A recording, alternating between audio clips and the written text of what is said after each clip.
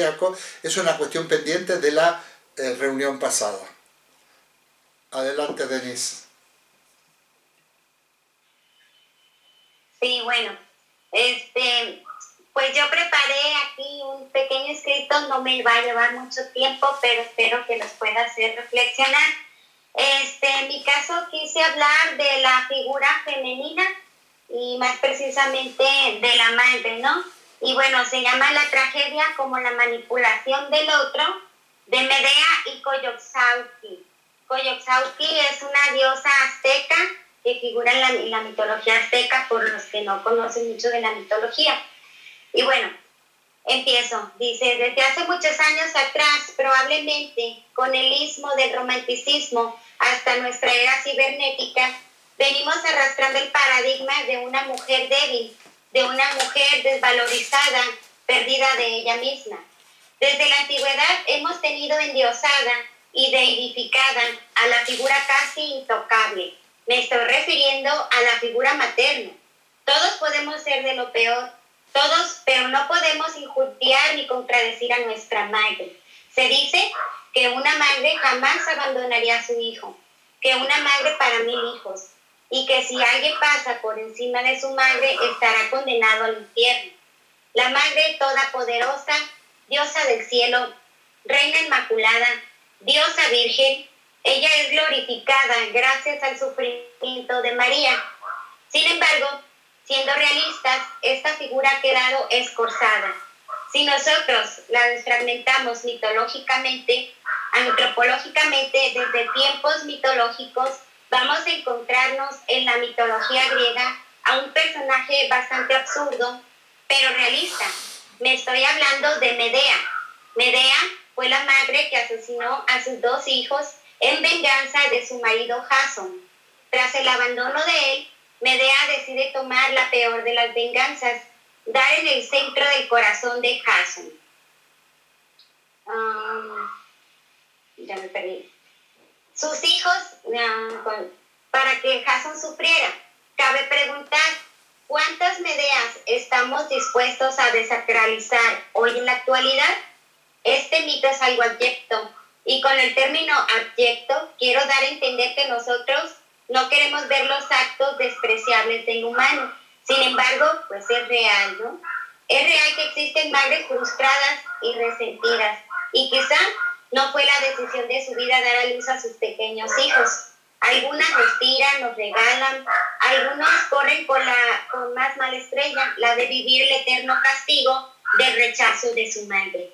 Estando una vez en una charla con una compañera, relataba que su madre, cuando la peinaba para ir al colegio, le jalaba los cabellos con bastante fuerza, mientras su padre estaba esperándola en el auto para llevarla al colegio. Mientras que delante del padre, la madre la acariciaba. Existen también el tipo de madres misóginas, aquella mujer que reniega de su mismo género y ejerce violencia en contra de sus hijas. Por otra parte, en un mito azteca encontramos en la figura de una madre sin vergüenza, de una madre juzgada por su propia hija. Me estoy refiriendo al mito de Coatlicue y su hija, la diosa de la luna, Coyolxauhqui. Acusada de tener un hijo en su vientre que no era de su esposo, la hija manda a asesinarla, y es su hijo varón que la desmiembra por defender a su madre sufrida. Nuevamente, misoginia, la mujer en contra de la mujer. Desgraciadamente en México y en muchas otras regiones de Occidente, con este pensamiento antropológico hemos pasado al nivel educativo familiar. Culturalmente hemos educado a las niñas a servir, a renegar de nuestro periodo menstrual, a enquistarnos los ovarios y a renegar de nuestra propia naturaleza. La violencia que una madre puede ejercer al estilo de Medea está latente en nuestro disparatado siglo XXI. Pero encima defendemos la idea de un feminismo que va más allá de la libertad o el derecho libertario o anarquista de una mujer. Posicionarnos ante la no violencia desde esta perspectiva es seguir teniendo más Medeas. Las madres malvadas que hacen daño a sus hijos por tal de hacerle un mal o dañar a su macho. Mujeres huecas, mujeres sin amor a sí mismas, mujeres misóginas, mujeres violentas, mujeres inconformes de ser mujeres, son las que representan a la temible Medea y Apoyoxauhqui. Este planteamiento, desde el punto de vista filosófico existencial, no es un feminismo extremo o un modismo. Es urgente la necesidad de que las mujeres hoy en día en la filosofía debamos erradicar y anular la violencia en contra de nuestras hijas, nuestras hermanas, nuestra comunidad, pero sobre todo la de hacer reflexión de la violencia que nosotros mismas ejercemos hasta nuestro propio cuerpo, a nuestra matriz, a nuestra alma. Ser mujer no se nace, se hace, dirá nuestra máxima representante Simone de Beauvoir. Sartre nos lleva a la náusea, el miedo y a la nada de nuestra propia posición en el mundo. En su novela El Muro encontramos circunstancias abyectas, relatos que por estar inmersos en la belleza exterior o abismados en el amor que el otro nos da, no alcanzamos a ver que somos la nada. Ir a la constitución del síntoma del sufrimiento es ir a las aguas traicioneras de Poseidón. ¿Por qué traicioneras? Porque estamos acostumbrados a mentirnos. Nosotros mismos nos traicionamos, nos enmascaramos. En total acuerdo con Nietzsche, afirmo que se necesita estómago y voluntad de poder para poder reflexionar el pasado de nuestra conducta. Con aforismos abyectos y directos, Nietzsche aborda paradigmas sin ningún tapujo de conciencia. La reflexión filosófica también es un proceso fuerte y abyecto, en donde el usuario que filosofa necesita la valentía para quebrar sus capas de mentira con el fin de llegar a su propia esencia. Nosotros, los filósofos, no podemos hacer a un lado el mito, porque tal parece que las modas pasan y la tecnología avanza, pero la conducta del hombre se sigue repitiendo. ¿Y tú? ¿Qué tan trágico eres? ¿Cómo le haces para manipular al otro a través del sufrimiento y de la tragedia y el horror? Cuéntame. Muy bien, a ver. Muy bien, Denise. Bueno, me ha encantado. Bien. Me ha gustado mucho. Estoy pensando, bueno, ya voy a buscar una solución para esto. Tengo grabada la voz, pero ya hablaremos. Perfecto, me ha encantado. Pues voy a abrir un pequeño turno de preguntas o de intervenciones. De todas maneras, estoy recordando también que mencionamos ante la pregunta por el ser, la semana pasada, entre otras cosas, Denise dijo la Pachamama. Y lo pasé por alto, pero bueno, porque simplemente había mucho de lo que hablar. Me parece una respuesta magnífica, porque la Pachamama, que ya nos podrá contar también lo que eso significa, abarca la noción de Pachamama toda América Latina, toda América precolombina, ¿no? Pero tanto en el norte como en México, como en el sur, como en Argentina. Todos sabemos lo que es la Pachamama, que no es solo la traducción de la madre tierra, ¿no? Que es la tierra, nuestra madre, la madre tierra, la tierra. Y es muy interesante que el ser es, en realidad la Pachamama es la naturaleza, ¿verdad? Es la fisis, el ser es la naturaleza. Me parece muy interesante que lo apuntamos para algunos otros momentos de reflexión y de diálogo. Me ha gustado mucho lo que has dicho, lo que has leído.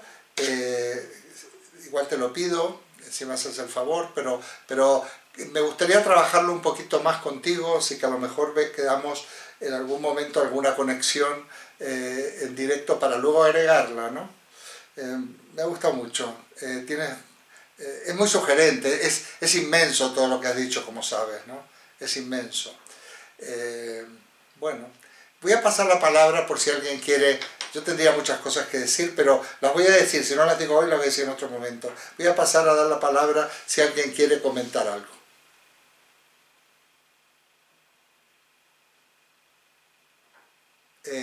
Ya sabéis, si queréis hablar, levantáis la mano físicamente o a través del simbolito y Edwin nos da la palabra. Bueno, me ha gustado mucho también Denise, y si alguien quiere comentar algo, puede tomar la palabra. Arantxa. Arantxa, Una, una pregunta nada más. Si Denise creía que había, si el feminismo que tenemos actualmente, ¿vale?, tapa esas facetas que tú has explicado de la mujer, de que puede ser misógina, que puede tratar mal a sus hijos. O sea, si tú crees que de alguna forma culturalmente se quiere tapar también esa faceta. No sé si me he explicado.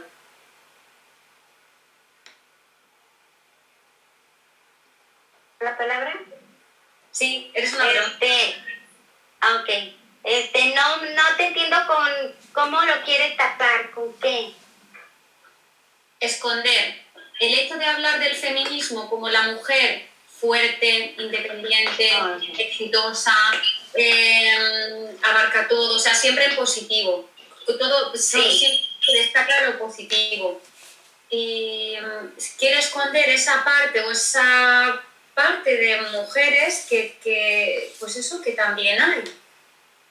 Sí, bueno, lo que pasa... Y que se habla mucho de los hombres, del maltrato masculino hacia la mujer, no se oye hablar del maltrato que la mujer puede hacer también a los hombres o a sus hijos o a... Nada, si crees que culturalmente estamos en el siglo en el que hay que esconder o tapar lo negativo de la mujer y destacar lo positivo. Bueno, generalmente nosotros cuando venimos al mundo somos educados más por la mamá que el papá, ¿no? Entonces pienso que la violencia la genera la misma mujer y generalmente aquí los grupos de feministas van en contra del hombre y piden la no violencia. No nos violentes, pero la violencia está en la casa porque la misma mujer maltrata a sus hijos o la misma mujer está en contra de ella misma y en contra de las otras mujeres. Entonces nada más es un ismo, una moda. Entonces yo aquí en esta reflexión pues invito a que nosotras las mujeres que estamos en filosofía empecemos con la no autoagresión. No autoagresión hacia nosotros mismos, con la no autoagresión cuando tú educas a tu hijo, ¿no? Porque la primera que nos reprueba en la casa pues es la madre. La madre te dice que cuando has llegado con una mala nota, ¿qué es lo que te dice? Es que eres un tonto, eres una tonta, no entiendes. Y eso es violencia. Entonces, a eso me refiero. No es cuestión de tapar, es cuestión de ir al radical y encontrar en dónde está el sufrimiento, en dónde está la agresión, ¿no? Pues contigo misma, para empezar. Y si eres madre, con tus hijos, o con tu vecina, o con tu otra amiga, o con tu hermana. A eso no sé si pude responderte. Ahí María José. María José. Sí, yo suelo hacer una aclaración, porque yo creo que es verdad. Yo creo que la violencia hay que erradicarla desde espacios como este, que es filosófico, desde la calle, desde los despachos, desde la educación, desde todos los lados. Solo hacer una precisión: el feminismo lo que dice no es tanto que tape o que de alguna manera enmascare la violencia de la mujer hacia la mujer, o de la madre hacia los hijos, o de la mujer hacia el hombre. Esto no es lo que dice el feminismo. El feminismo lo que dice es que hay agresiones que se realizan hacia la mujer por el mero hecho de ser mujeres. Este es un poco, digamos que el corazón del feminismo. Y esto no es obstáculo para que este tipo de violencia, yo estoy de acuerdo. Mujeres que tienen relaciones de rivalidad, de competitividad, de celos, de envidia, porque de hecho el pacto entre las mujeres es muy difícil de llevar a cabo. Nos han enseñado a retar entre nosotras y es muy difícil, en tanto que los hombres son más corporativistas, las mujeres tendemos más a la lucha entre nosotras. Pero bueno, por no liarme, únicamente decir que el feminismo no enmascara, a mi juicio, ningún otro tipo de violencia, ni siquiera la violencia de la mujer hacia el hombre, que es exactamente igual reprochable y punible. Lo que habla es de ese tipo de violencia específica que se da hacia la mujer por el hecho de ser mujer, únicamente por esto. Y luego está el resto de situaciones que generan violencia, que son, vamos, denostables por completo. Solo hacer esa aclaración. Muy bien, muchas gracias. Voy a comentar algo brevísimo. El sentido de lo que, a mi modo de ver, el sentido de lo que dijo Denise también, es cómo en nuestra cultura se ha divinizado o endiosado a un prototipo de mujer. Un prototipo de mujer estereotipado, que además seguramente tampoco fue así, tipo Virgen María.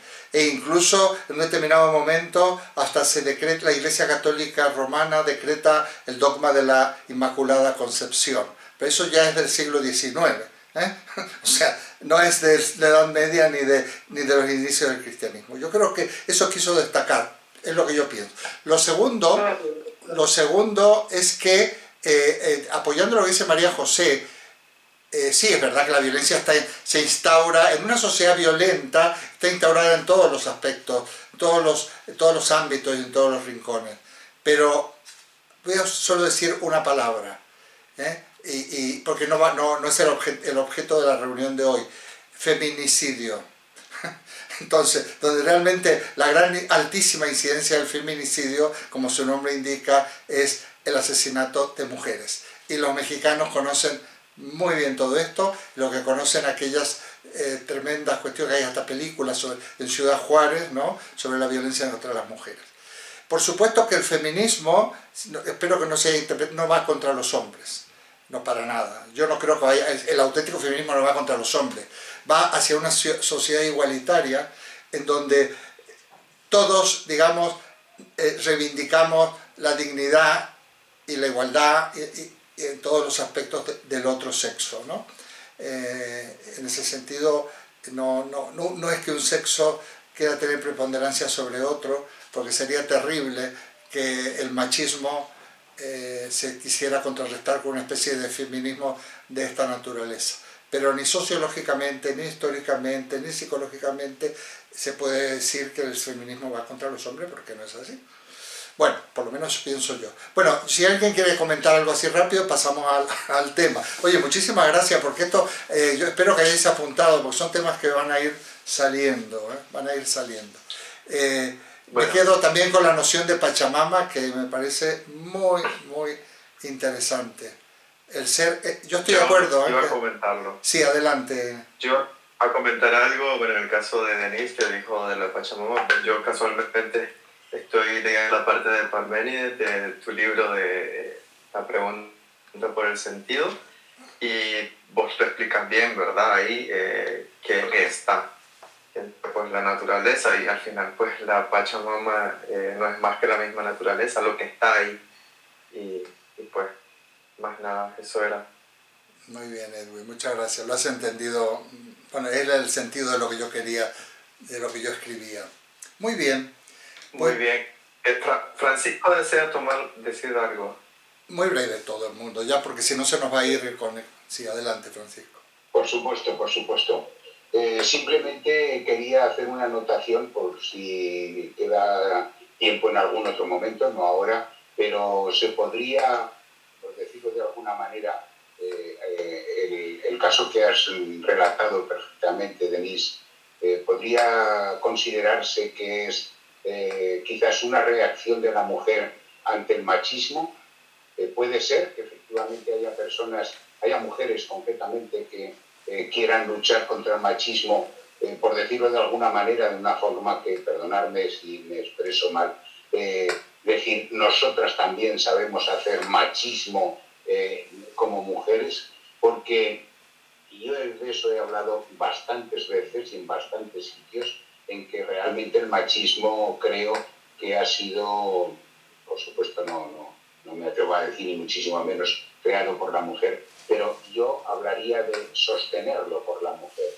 Y creo que, o por lo menos mi experiencia, muy larga experiencia, muchas veces me ha inducido a pensar en que eso es así. La mujer ha mantenido y muchas veces inducido el machismo por su forma de comportarse con sus hijos. En fin, ahí lo dejo. Gracias. Muchas gracias, Francisco. Vamos a apuntar estos temas. A lo mejor, si nos ponemos de acuerdo, hacemos un monográfico sobre esta cuestión, si os parece bien, porque es muy complejo, es un tema muy denso y convendría dedicarle un espacio, el espacio adecuado. Bueno, vamos a avanzar un poquito, me voy a quedar con los términos que salieron en la clase pasada de lo dionisíaco. No solo está el ideal de Apolo, realmente el equilibrio entre lo apolíneo y lo dionisíaco se encuentra un poco el camino, ¿no? No se puede negar ni una cosa ni la otra. Otro tema enorme. El tema de la tragedia, que también lo sacó Denise, bueno, la tragedia griega también merece la pena. Acaba ella de mencionar unos aspectos de la mitología donde está expresada la tragedia. La tragedia fundamental es que el hombre no es libre porque la Moira, las diosas que tejen el destino de los hombres, y por más que queramos escaparnos a él, no podemos. Y lo peor es que somos culpables, a pesar de todo, aunque haya sido involuntario. Por ejemplo, cuando Edipo mata a su padre y tiene relaciones incestuosas con su madre. Eso es un temazo también. A mí lo que me gusta mucho, y algún día me ofrezco a hablar unos minutos, sobre la diferencia que hay entre tragedia, drama y tragedia. Y para cerrar esta parte diría que nuestra vida es dramática, pero no trágica, o no debería ser trágica. Pero sí es dramática y nadie puede escapar al drama de la vida. Estoy hablando casi en términos técnicos desde el punto de vista de la literatura, ¿no? Y hasta de estilos literarios. Muy bien.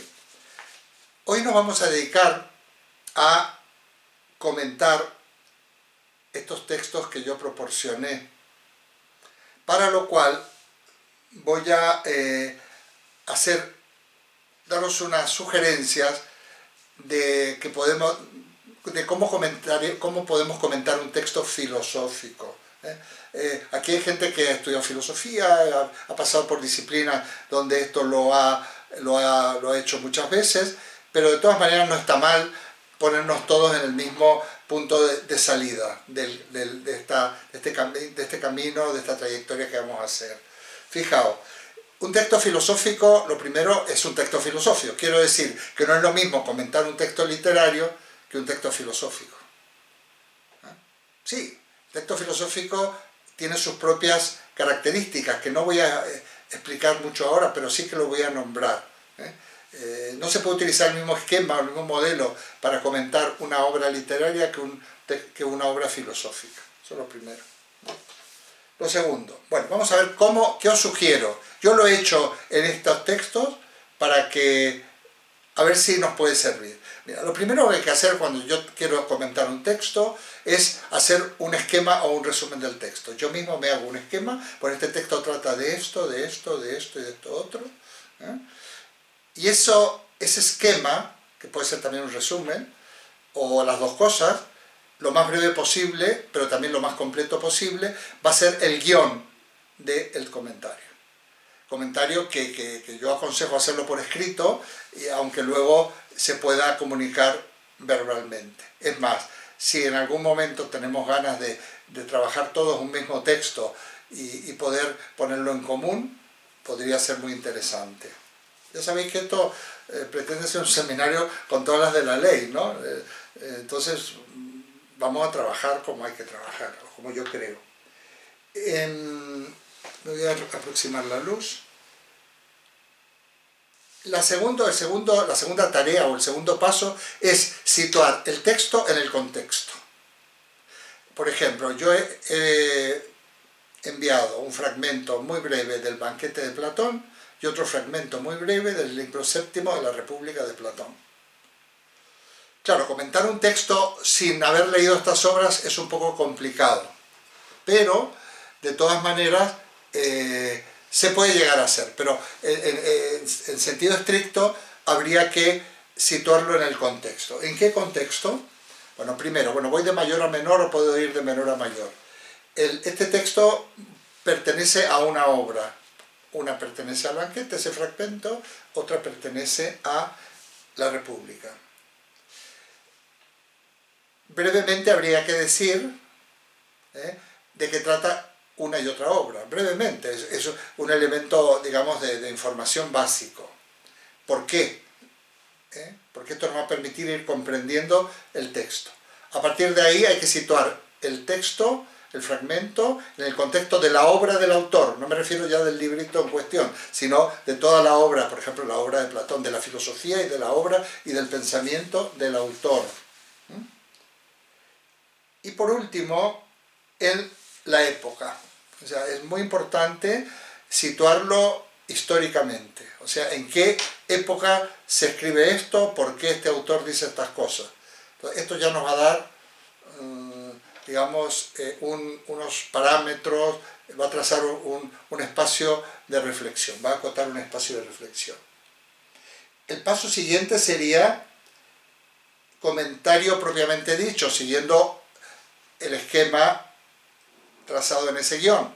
Yo voy comentando cada uno de estos puntos, voy entrando breve, bueno, relativamente, no es muy extenso este trabajo, porque todo el ejercicio tiene un grado de extensión, pero no debería ser muy largo.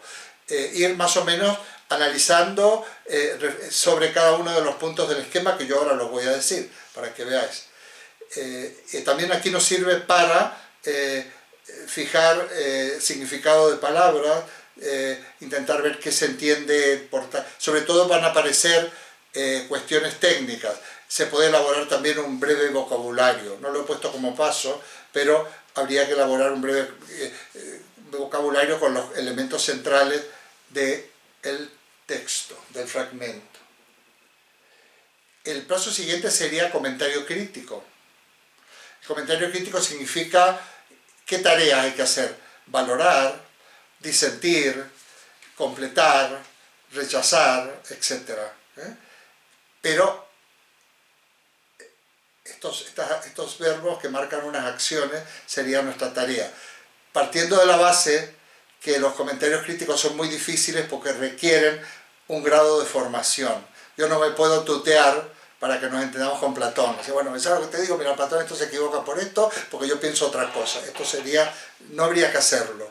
Habría que hacer un comentario crítico a partir de conocimientos. En cualquier caso, cuando leemos autores, hay cosas que dicen que no nos gustan. Si fuerais estudiantes, o incluso algunos lo sois, de doctorado y cosas de estas, pues yo siempre recomiendo que si uno quiere destrozar, o por lo menos quiere realmente meterse con un autor, utilice a otro. No, porque de esto Nietzsche dice tal cual y os despacháis, pero escudándolos, por ejemplo, en Nietzsche o en Aristóteles o en quien sea. El comentario crítico es difícil. Luego vendría el comentario personal. Todo es personal, pero ¿qué quiere decir esto? Habría como un espacio de licencia, de permiso para ya sí enfrentarme con lo que el texto dice, o ya sea textualmente, o lo que insinúa, o lo que en mí provoca o evoca, y realmente con toda libertad asentir o disentir, es decir, incluso aquí se puede decir me ha gustado, me ha movido a la reflexión, me ha dejado hecho polvo, qué sé yo. El comentario personal. Y por último, unas conclusiones. Que si el esquema o resumen inicial es el resumen del texto, del fragmento a tratar, las conclusiones serían como el resumen del trabajo de comentario que yo he realizado. Bueno, esto lo puedo mandar por escrito, pero es una cosa elemental. Pero ojo, porque cuando uno recibe un texto como este, por ejemplo, bueno, ¿qué digo? Lo leo, apunto cosas, hablo sobre él. Si vosotros tenéis unas herramientas, que pueden ser estas u otras, veréis cómo vais a empezar a saber desbrozarlo, a saber, digamos, desmontarlo, luego para proceder con orden. Esto es lo primero, porque leemos cosas y decimos, bueno, mira, sí, esto me ha gustado, y por ahí sale un tema, por ahí sale el otro. Si vosotros seguís este esquema, veréis que os va a salir algo muy ordenado y muy interesante. Desde ya ofrezco al que tenga ganas de hacerlo, se pone de acuerdo conmigo, hace un comentario de texto y hasta me lo manda, por ejemplo. El que tenga ganas y dice, bueno, yo este domingo lo mejor que puedo hacer es dedicarme a comentar el banquete de Platón. Primero, este fragmento del banquete de Platón. Lo primero, siguiendo unos pasos. Y luego, ya veremos, y luego como va a haber un apartado que vamos a permitir de todo, hasta usar palabrotas si queréis contra el autor, ese apartado del comentario personal, pues sería muy interesante. Hay gente que lo hace y le gusta, sobre todo los que no lo han hecho nunca. Los estudiantes de filosofía y los que ya, bueno, aquí más que estudiantes hay ya personas graduadas y con maestrías y casi con doctorado de filosofía, por poner una disciplina, pero hay otras disciplinas, la psicología, la sociología, aquí presente. Bueno, pues eso os sugiero, ¿de acuerdo? Es muy, muy útil, Mirad, hay dos ejercicios que yo recomiendo hacer. Uno es hablar como estamos hablando.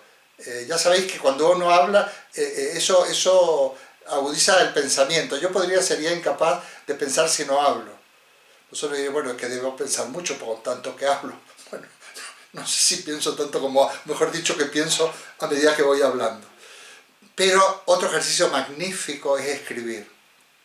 Ya no escribimos, mandamos mensajitos, ¿no? Antes escribían cartas, por lo menos. Yo cogía y escribía una carta, y como yo escribía a otros, a Argentina, escribía en un papel que se llamaba papel avión, y pesaba menos, me costaba menos el franqueo de la carta, y mandaba. Y esperaba una semana o así que recibir la respuesta. Yo me carteaba mucho con mi madre y con mi padre, cada uno por su lado. Luego volvía yo a escribir, le mandaba, y entre que iba la cosa ida y venía, pues el diálogo duraba un mes, el primer capítulo del diálogo.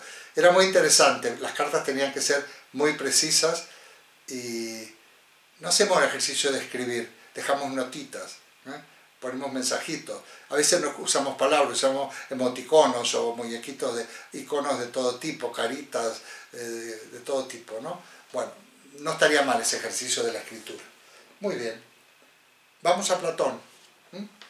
Bueno, yo creo que no he abusado demasiado de este esquema casi escolar, pero no viene mal, si me preguntáis, en su momento os doy más material. Hay unas normas de la Universidad de Oxford de cómo se comienza un texto filosófico, es todo un librito, al que le interese se lo lee entero, que además sirve también para aquellas personas que están haciendo tesis doctorales.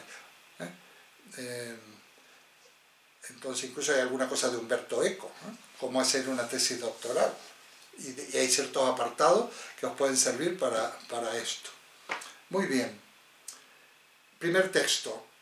Bueno, Platón. Voy a ir rápido, porque no quiero hablar muchísimo, pero hoy me permití que si me paso un poquito, como vais a tener una clase extra, porque aquí la semana que viene no hay actividad académica en la Universidad Popular de Tres Cantos, por nuestro festivo, y yo voy a mantener el próximo jueves, entonces pues bueno, si me excedo un poquito ahora, luego os prometo que os lo descuento de mi intervención inicial la semana que viene. Mirad, Platón, todo el mundo conoce los diálogos platónicos. Prácticamente todas las obras de Platón están compuestas desde el punto de vista literario como diálogos. Diálogos entre unos personajes de la época, reales o no. Por ejemplo, reales o no. Porque incluso Sócrates es un personaje en los diálogos platónicos, no sabemos qué parte es Platón y qué parte es Sócrates. Sócrates, como sabéis, nunca escribió nada. No porque fuera analfabeto, sino porque se supone que tomó la decisión de no escribir. Por eso que cuando leáis por ahí en las redes sociales una frase muy bonita, muy rimbombante, firmada por Sócrates, desconfiad enormemente, ya no de la frase, sino del que la pone, como mínimo, porque así se lanzan los bulos y las fake news y todas estas cosas. Se adjudica a ciertos autores, a ciertas frases, se lo hace firmar por autores que ni sabe uno de dónde ha salido, no el autor, sino esa frase. Siempre cuando uno cite algo en público, tiene que poner no solo quién lo dijo, sino dónde está, en qué obra, y hacer posible una referencia todavía. Si la obra es enorme, vete tú a saber dónde está esto, ¿no? Hay que incluso alguna referencia más concreta. Lo contrario es para desconfiar. Hay libros, hay publicaciones, frases célebres, frases filosóficas, frases edificantes. Las 1000 frases, ese va al lado de las 1001 recetas de cocina de Simón Ortega, ¿no? una famosa tipo aquella que hay en Petrona Gandulfo en Argentina. Bueno, en fin, yo digo que tendríamos que superar ir copiando frases célebres de quién sabe dónde. Bueno, Platón escribe en diálogo por una razón muy sencilla, que es: a esto quiero ir. Primero, yo voy a dar algunas pequeñas pinceladas. Estas son pinceladas, más no se puede hacer. Como su maestro Sócrates, ese método suyo que lo conocemos como la mayéutica, que no voy a entrar ahora en ello, realmente va interrogando a sus interlocutores y va a partir de ahí intentando plantear alguna cuestión.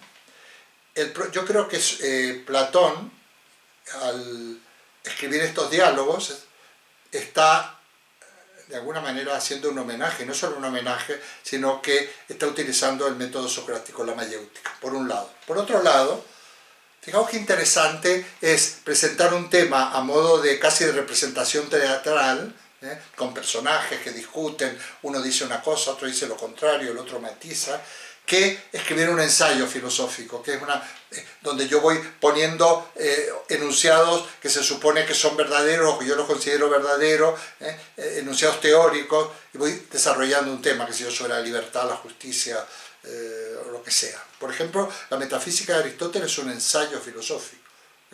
En cambio, el banquete de Platón o el Parménides de Platón o tal son diálogos. Por otra parte, los diálogos, si vosotros cuando hayáis ido al teatro muchas veces se os plantea un problema porque está distribuido entre los distintos personajes, os suscita unas inquietudes y unos interrogantes y sacáis unas conclusiones. O sea, este estilo literario del diálogo, de la distribución de un tema entre personajes, es muy respetuoso y nada dogmático. Jean-Paul Sartre, que escribe ensayos filosóficos muy conocidos, El ser y la nada y todos estos, en un buen momento dice: ya no voy a escribir más esto, y se dedica a escribir teatro.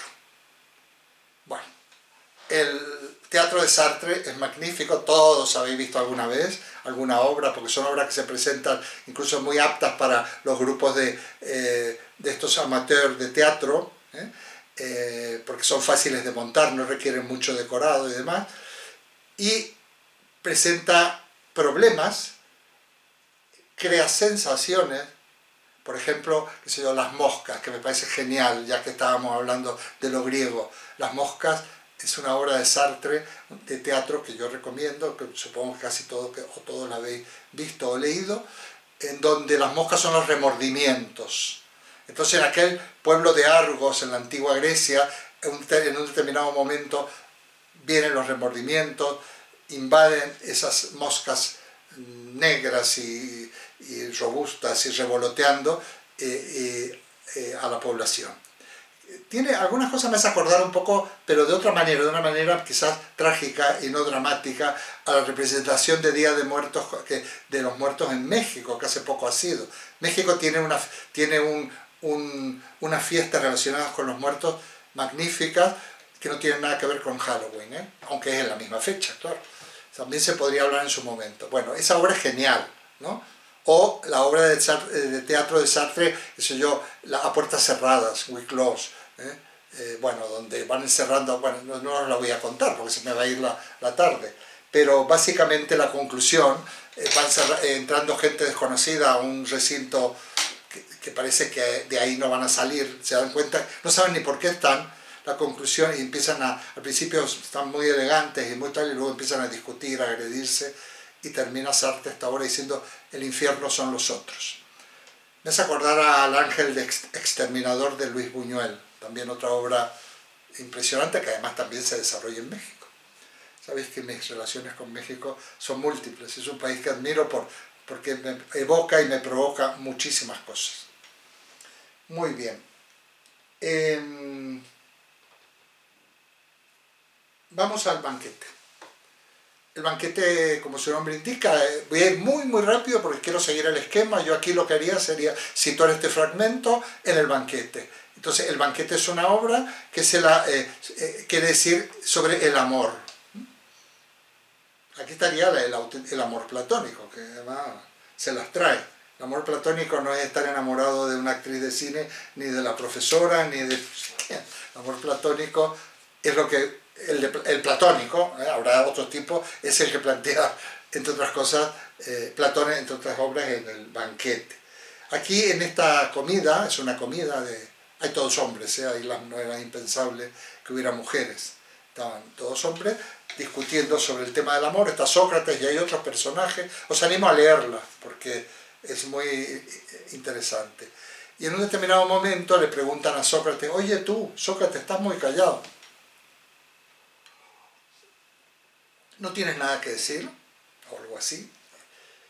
Entonces Sócrates toma la palabra y dice, bueno, en realidad lo que yo sé del amor, no lo voy a decir textual, pero muy apegado al texto. Lo aprendí de una extranjera de Mantinea, llamada Diotima. Yo me encontré con esta señora y le pregunto, oye Mantinea, ¿qué es para ti el amor? Y Mantinea dice, te voy a contar un cuento, te voy a contar una historia. No le responde. Fijaos que esto hay que reflexionar. No responde Sócrates a lo que le han preguntado, responde con lo que le contó Mantinea, pero Mantinea tampoco le responde, sino que le cuenta una historia. Bueno. Y entonces dice, mira, cuando nació Afrodita, Zeus hizo una gran fiesta en su jardín. Tengo aquí el texto, pero no, un fragmentito, pero no lo voy a leer porque lo tenéis. Y estaban en esa fiesta, estaban todos los dioses, todos, ¿no? Estaba invitado la flor y nata del Olimpo, todos, menos una diosa, ¿no? La diosa Penía, o Penia, depende, en algunos libros está con acento, en otros sin acento, que es la diosa de la pobreza, la diosa de la carencia. Al final del banquete, como era costumbre, casi todos los textos clásicos tienen que ver con las costumbres de la época, también los textos bíblicos, para poder comprender, por ejemplo, las alianzas, la alianza que hizo Moisés, por ejemplo, con Yahvé y otras alianzas, había que entender cómo se realizaban las alianzas entre reinos y entre poderosos y no poderosos en aquella época. Incluso el estilo literario, desde el punto de vista legal, son documentos, aquí tenemos a alguien que ha estudiado Derecho, son documentos con una estructura legal, pues estas son las alianzas, ¿no? Bueno, invitaban a los pobres, le daban las sobras, las migajas, y los dejaban entrar para que se comieran lo que había sobrado. Entonces, cuando abren las puertas del jardín de Zeus, o sea, del Olimpo, aprovecha Penía para infiltrarse en esta fiesta. Lo primero que le pasa cuando entra es ver a un dios que la deja completamente eclipsada, ¿no?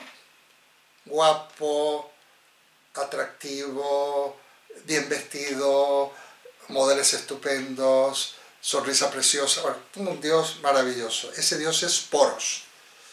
Penía, que era la diosa de la pobreza y de la carencia, pero no le faltaba sagacidad e inteligencia práctica, dice, yo quiero tener un hijo con este dios porque me gusta. Y entonces entra a la fiesta, lo emborracha, Platón aclara que con néctar, porque en esa época no había vino, yace a su lado y nace Eros. Ahí nomás, ahí nomás, ahí no esperan, los dioses no tienen por qué esperar un proceso de concepción y tantas molestias que a veces producen los partos. Nace Eros. Muy bien. Este es el primer punto, este es como un pequeño resumen introductorio que yo he realizado y sería como nuestro primer cuestión a tratar.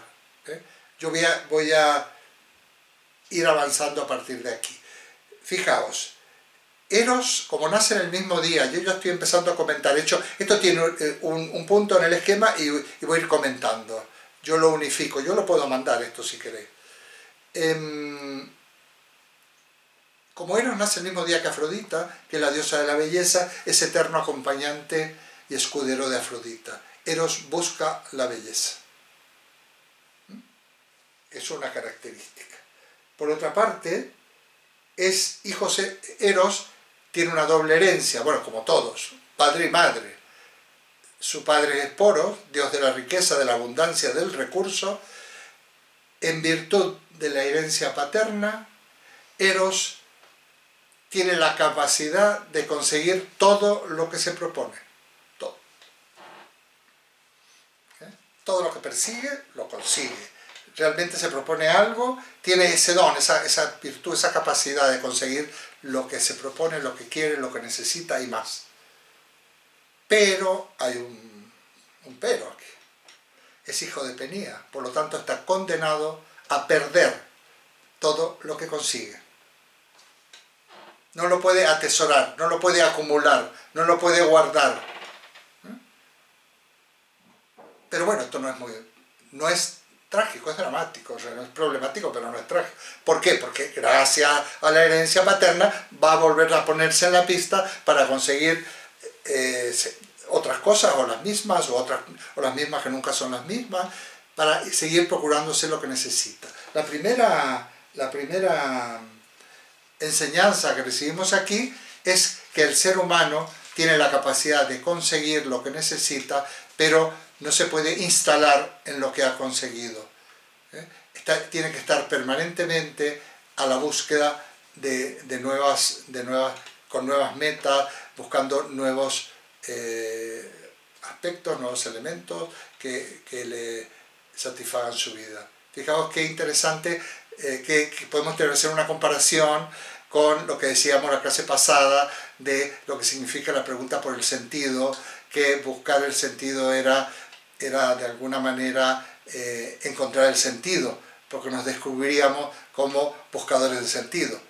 Eros es una figura muy interesante que yo la equiparo, voy a ir saltando cosas porque más que nada la equiparo. Eros es el dios del amor, pero Eros es el auténtico filósofo. Estoy casi en las conclusiones, pero no importa, voy a avanzar un poquito también. Y Eros es el prototipo del ser humano. A mí me gusta mucho este dios Eros, el Eros del banquete de Platón. Dice, las características de Eros, bueno, la vais a tener... es interesante leerlo, habría que entrar en los contextos, no voy a analizar. Dice, es varonil, atrevido, perseverante, soñador, cazador hábil, ansioso de saber, siempre maquinando algún artificio, aprendiendo con facilidad, filosofando sin cesar, encantador, mago, sofista. Este es Eros. Este es el ser humano. Muy estereotipado, muy sublimado, pero es el ser humano. Por su naturaleza no es ni mortal ni inmortal, pero en un mismo día aparece floreciente y lleno de vida mientras está en la abundancia y después se extingue para volver a revivir a causa de la naturaleza paterna. Nunca es rico ni pobre. Revivir a causa de la naturaleza paterna nunca es rico ni pobre. Ocupa un término medio entre la sabiduría y la ignorancia, porque ningún dios filosofa ni desea hacerse sabio, puesto que la sabiduría es aneja a la naturaleza divina. Estamos entre la sabiduría y la ignorancia nuevamente. Y más, en esa pregunta por el sentido, por ahí tenemos todo claro y vemos que todo tiene sentido y por ahí nos quedamos totalmente perdidos. Entonces pasamos de la sabiduría a la ignorancia, del sentido al sinsentido. No somos ni mortales ni inmortales. Aquí muchísimo, cada frase de esta, para los que tuvieran ganas de hacer un ejercicio de escribir, sería magnífico que sin respetar de una manera demasiado rígida el esquema que propongo, fuerais escribiendo cosas a continuación de estas pequeñas frases. Dice, lo mismo sucede con los ignorantes, dice él. Ninguno de ellos filosofa ni desea hacerse sabio, porque la ignorancia produce precisamente el pésimo efecto de persuadir a los que no son bellos, ni buenos, ni sabios, de que poseen estas cualidades, porque ninguno desea las cosas de las que se cree provisto. O sea, el ignorante no filosofa, el sabio tampoco. Lo que pasa es que el sabio y el ignorante son los mismos, ¿eh? Son los mismos. Porque es la mayor ignorancia es pensar que uno puede ser sabio.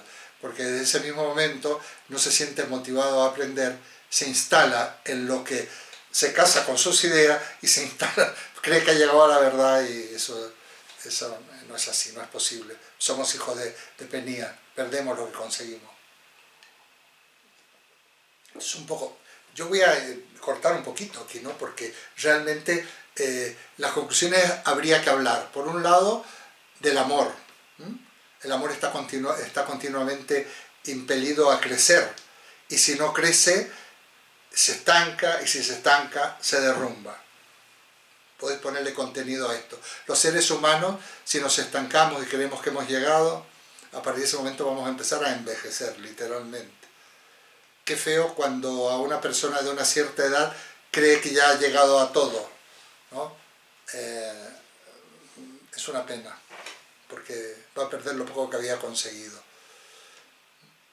Y por supuesto, en el conocimiento pasa lo mismo. Si nosotros somos capaces de hacer una auténtica crítica de lo que sabemos, y en esta proceso de desaprender que yo aconsejo, para poder vaciar un poco, para quedar ligeros de equipaje, podremos incorporar nuevos conocimientos, pero sobre todo, cuando yo hablo de conocimiento no hablo de ideas y de abstracciones, hablo también de experiencias. Nos queda tanto por aprender, tanto por vivir, siempre. No importa los años que uno tenga, porque, como decía yo la semana pasada, 24 horas de un día se pueden ensanchar muchísimo. Bueno, fijaos que poquito y no quiero destrozar el texto, no quiero trivializar, simplemente lo dejo ahí planteado.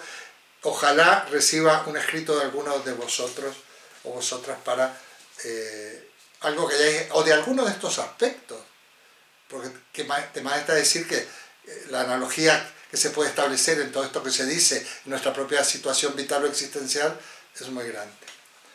Vamos al segundo texto, y espero no ocupar más de 10 minutos.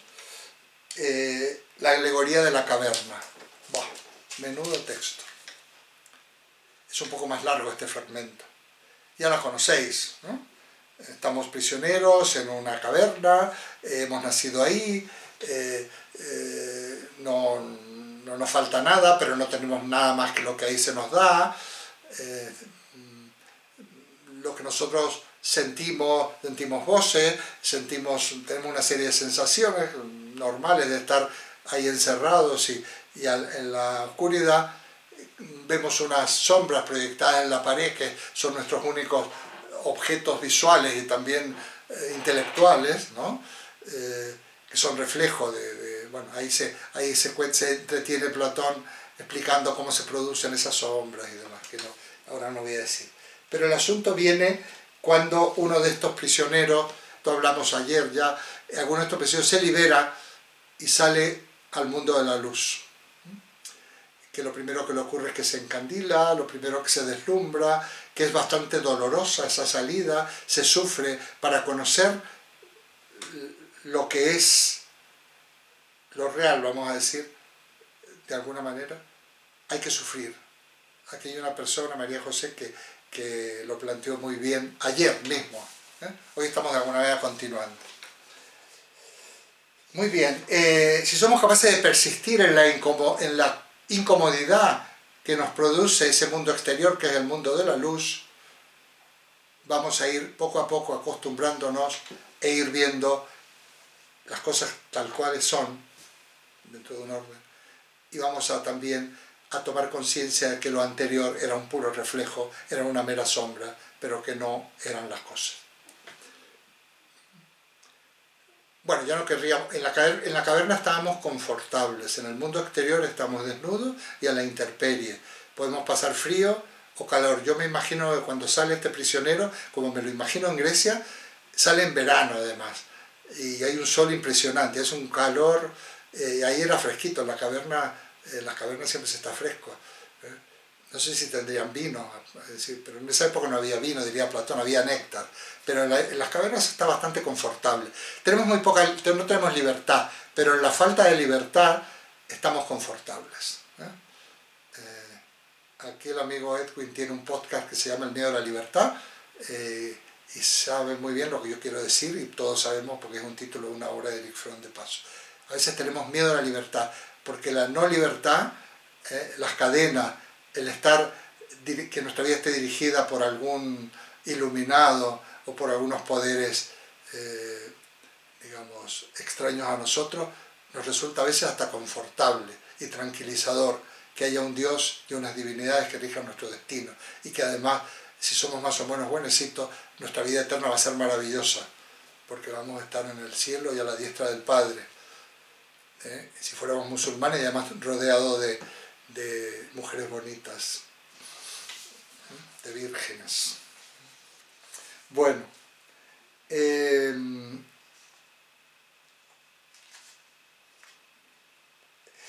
hay una serie de analogías, no me va a dar tiempo, pero sí lo dejo planteado, una serie de analogías.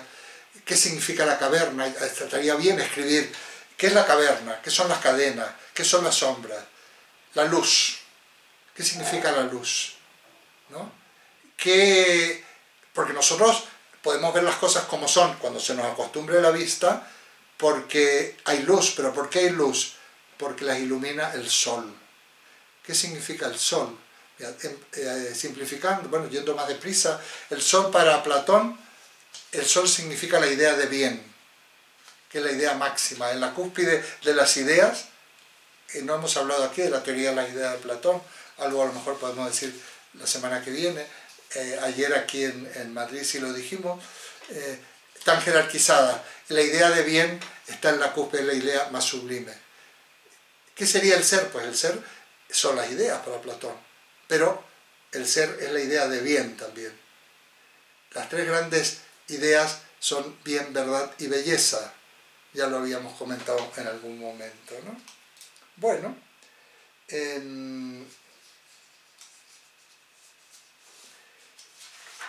habría mucho más que decir, porque hasta tengo en el esquema que en el fondo el conocimiento de las ideas produce ni más ni menos que la episteme, que es la ciencia, porque sería meterme en otra cuestión, pero aquí un poquito lo dejamos, ¿no? Podemos ir viendo, por un lado, el hombre como buscador. El hombre es Eros. Eros también es el dios del amor, y el amor tiene estas características. Eros descubre el sentido de la vida, pero le dura poco tiempo porque luego lo va a perder. Pero a su vez, Platón está ilustrando, porque está buscando una sociedad casi perfecta, es una gran utopía la República de Platón. Lo primero que tenemos que hacer es soltarnos de las cadenas, escapar de nuestro cautiverio y ser valientes, ser capaces de salir al mundo donde nada nos protege, salir a la intemperie, muy escaso de ropa o desnudos, y someternos a las inclemencias. Pero solo así podremos empezar a vislumbrar aquello que verdaderamente tiene sentido, y podremos empezar a palpar la vida de una manera directa, ¿no? En nuestra piel, en nuestros sentidos, en nuestra vista, etc. Me cuesta mucho sintetizar, pero bueno, aquí quiero dejar, así podéis hablar. Recording is on. Ahora empieza la grabación. Muy bien. Os voy a ceder la palabra. No se puede hacer otra cosa que plantear. Ya sabéis que yo creo que la filosofía lo que debe hacer fundamentalmente es plantear preguntas. Por supuesto que dar respuestas o ensayar respuestas, pero si os quedáis con la idea, fíjate, de alguna manera soy socrático aquí y soy respetuoso de vuestra propia autonomía, de vuestra propia libertad. Yo no estoy adoctrinando a nadie, estoy intentando enseñar en el sentido de mostrar. Estoy tratando de dar algunos elementos técnicos para poder utilizar esta especie de aparato óptico que no solo es una cámara fotográfica y que son nuestros ojos, sino nuestra propia mente, nuestra propia inteligencia, para decir, bueno, mirad, si enfocáis bien, ¿qué veis ahí? Y empezar a ver nuestro conocimiento también se ensancha, no tanto acumulando, estamos en una sociedad de la acumulación, en esta sociedad neocapitalista del consumo y de la producción desordenada, sino también se aprende y se conoce hilando fino. Un pequeño secreto, pero eso lo tiene que descubrir, depende de las personas. Ese mundo exterior de la luz, ese mundo exterior, en realidad está dentro. Y curiosamente la caverna puede estar afuera. Podemos vivir en la caverna afuera, consumo, los objetos de consumo, la publicidad, la tiranía de los poderosos, el mare magnum de los medios de comunicación que a veces no sabemos a dónde apuntan, etc. A veces es necesario lo que hizo Descartes, encerrarse en sí mismo a ver qué encontraba. Y ahí encontró la verdad. Bueno, también afuera, pero eso es una afuera y una adentro, ¿no? Bueno, aquí me quedo. Muchísimas gracias.